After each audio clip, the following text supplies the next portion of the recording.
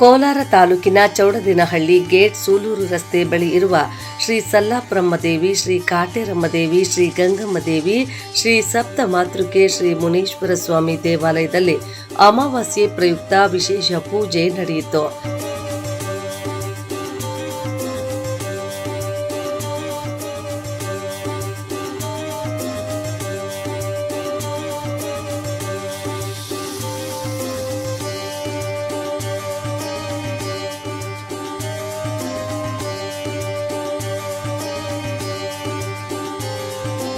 ನೆರೆದಿದ್ದ ಭಕ್ತರು ಮಾತನಾಡಿ, ಈ ದೇವಾಲಯದಲ್ಲಿ ವಿಶೇಷ ಭಕ್ತಿ ಇದ್ದು ಬೇಡಿದ ವರ ನೀಡುವ ಮತ್ತು ನಮ್ಮಂತಹ ಎಷ್ಟೋ ಜನರ ಜೀವನ ಸುಖಮಯವಾಗಿದೆ ಎಂದರು.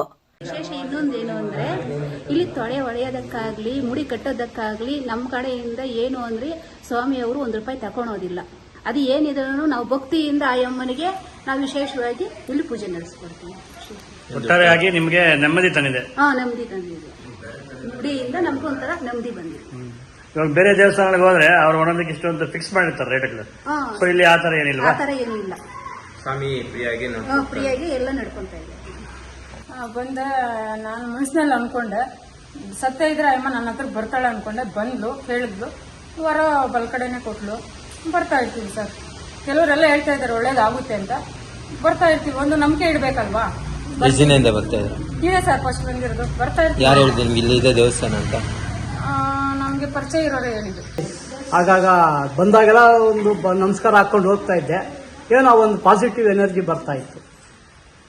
ಅಷ್ಟು ಬಿಟ್ರೆ ಬೇರೆ ನನಗೇನು ಇದಾಗಿಲ್ಲ. ನೋಡೋಣ, ಇವತ್ತು ದೇವ್ರು ಕರ್ಸ್ಕೊಂಡಿದ್ದಾರೆ.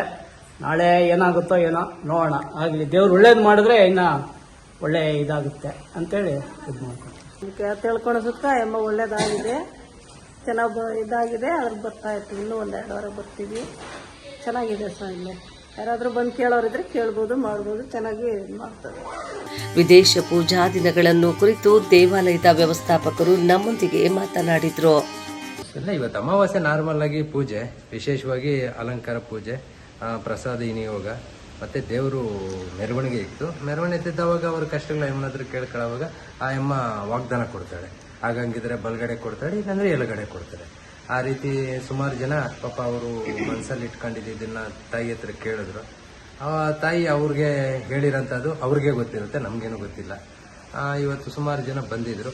ತುಂಬಾ ಅದ್ದೂರಿಯಾಗಿ ಕಾರ್ಯಕ್ರಮ ಮಾಡಿದ್ವಿ. ಸರ್, ಎಲ್ಲೆಲ್ಲಿಂದ ಭಕ್ತಾದಿಗಳು ಎಲ್ಲೆಲ್ಲಿಂದ ಬರ್ತಾರೆ? ಕೋಲಾರ ಜಿಲ್ಲೆ ಆಲ್ಮೋಸ್ಟ್ ಬೆಂಗಳೂರು, ಕೋಲಾರ, ಮಾಲೂರು, ಮುಳಬಾಗ್ಲು ಎಲ್ಲ ಕಡೆಯಿಂದನೂ ಬರ್ತಾರೆ. ಸರ್, ಜನಗಳಿಗೆ ಏನೇನಂತರ ಒಳ್ಳೇದಾಗಿದೆ ಅಂತ ಅವ್ರನ್ನೇ ಕೇಳ್ಕೊಂತೀವಿ. ಇಲ್ಲ, ಈಗ ಒಳ್ಳೇದಾಗುತ್ತೆ ಅಂದ್ರೆ ಅವರು ಬಂದು ಇಲ್ಲಿ ಏನ್ ಅರಿಕೆ ಮಾಡ್ಕೊಂಡು ಇಡ್ತಾರೆ ಅದ್ರ ಮೇಲೆ ಡಿಪೆಂಡ್ ಆಗುತ್ತೆ.